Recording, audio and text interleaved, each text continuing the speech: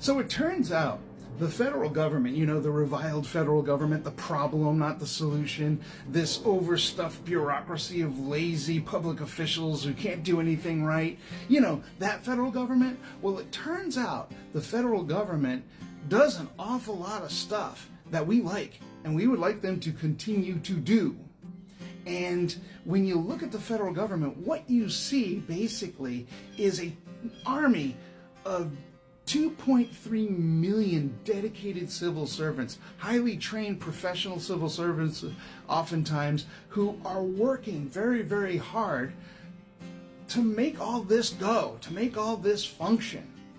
And they do a lot of stuff that we really, really like monitor the weather and provide weather service and information and data for other companies to provide weather services. They do a lot of stuff that we don't even really think about.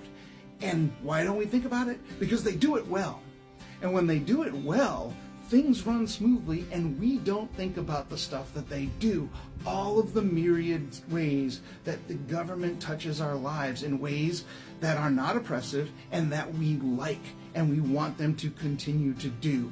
The only time that we ever really notice them is when something goes wrong. When something goes wrong and disrupts those services, we then notice it, and we don't like it. So, for instance, when President Musk and the Orange Dawn pull a political stunt like freezing all federal funding without any discretion or any direction as to exactly how that's supposed to take place, things come to a grinding halt. Things like Head Start, things like Meals on Wheels and other nonprofits that rely on federal funding, things like farm subsidies, veterans benefits, Medicaid. I could go on and on and on. I looked at the list is impossibly long. It's amazing the stuff that these dedicated public servants do and should be thanked for rather than reviled. So when there's incompetency at the top that brings the system to a screeching halt, we notice it and we don't like it.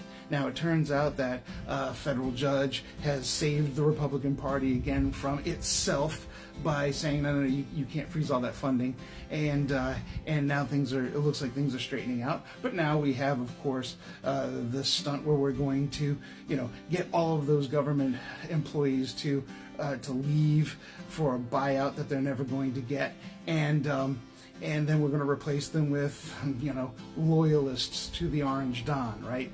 And we'll see how that works out.